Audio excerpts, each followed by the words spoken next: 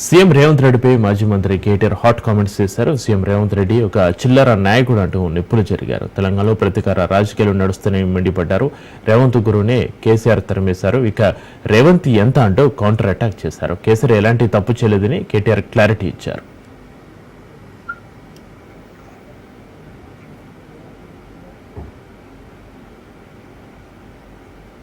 తెలంగాణ చరిత్ర కేసీఆర్ ను ఇవాళ పిలిచి అది కూడా ఇరిగేషన్ గురించి మాట్లాడడము అంటే ఇది హనుమంతుడి ముందు కుప్పిగంతులు లాంటివి.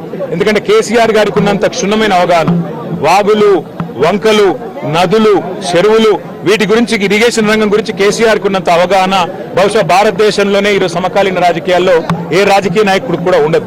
మరి అట్లాంటిది కేసీఆర్ గారిని పిలిచి లేదు అడుగుతామంటే హనుమంతుడి ముందు కుప్పిగంతులే అవుతుంది. ముమ్మాటికి నిజాలు అల్టిమేట్ గా తేల్తాయి. ధర్మము న్యాయమే గెలుస్తుంది. అల్టిమేట్ గా కేసీఆర్ గారి పేరు చరిత్రలో సువర్ణాక్షరాలతో తెలంగాణను సాధించిన నాయకుడిగా, తెలంగాణను సస్యశ్యామలం చేసిన నాయకుడిగా చరిత్రలో సువర్ణాక్షరాలతో లిఖించబడుతుంది కేసీఆర్ గారు.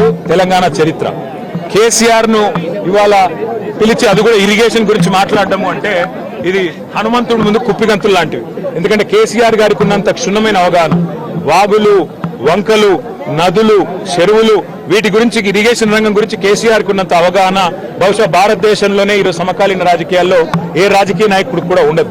మరి అట్లాంటిది కేసీఆర్ గారిని పిలిచి లేదు అడుగుతామంటే హనుమంతుడి ముందు కుప్పిగంతులే అవుతుంది. ముమ్మాటికి నిజాలు అల్టిమేట్ గా తేల్తాయి. ధర్మము న్యాయమే గెలుస్తుంది. అల్టిమేట్ గా కేసీఆర్ గారి పేరు చరిత్రలో సువర్ణాక్షరాలతో తెలంగాణను సాధించిన నాయకుడిగా, తెలంగాణను సస్యశ్యామలం చేసిన నాయకుడిగా చరిత్రలో సువర్ణాక్షరాలతో లిఖించబడుతుంది కేసీఆర్ గారు. తెలంగాణ చరిత్ర కేసీఆర్ ను ఇవాళ పిలిచి అది కూడా ఇరిగేషన్ గురించి. కాళేశ్వరంపై కాంగ్రెస్ వాళ్ళే ఏదో కుట్ర చేశారని ఆరోపించారు. కాళేశ్వరం ప్రాజెక్టు ప్రపంచంలో ఎక్కడ కట్టినా గొప్ప పురస్కారం దక్కిదన్నారు మాజీ మంత్రి కేటీఆర్. ఇరిగేషన్పై కేసీఆర్ కు ఉన్న అవగాహన ఎవరికి లేదన్న కేటీఆర్ 4 ఏళ్లలో కాళేశ్వరం పూర్తి చేసి 40 లక్షల ఎకరాలకు సాగునీళ్లు అందించామని గుర్తు చేశారు.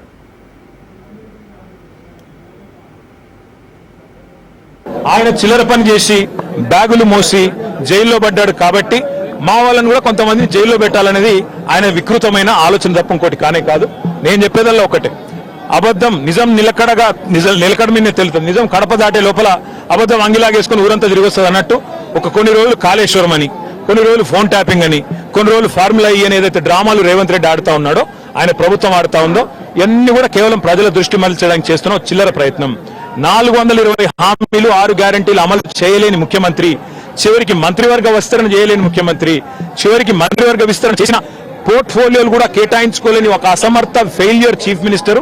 ఆయన ఫెయిల్యూర్ ని కప్పిపుచ్చుకోవడానికి చిల్లర ప్రయత్నాలు చేస్తున్నాడు. అంతకంటే చేసేదేం లేదు.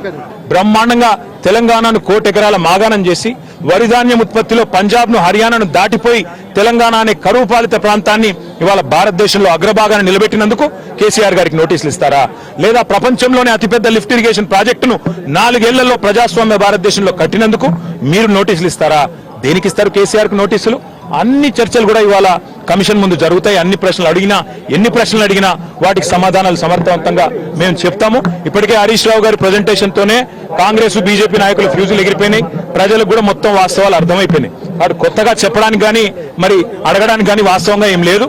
కానీ సాంకేతికంగా పిలవాలి కాబట్టి పిలిచడం నేను అనుకుంటాను.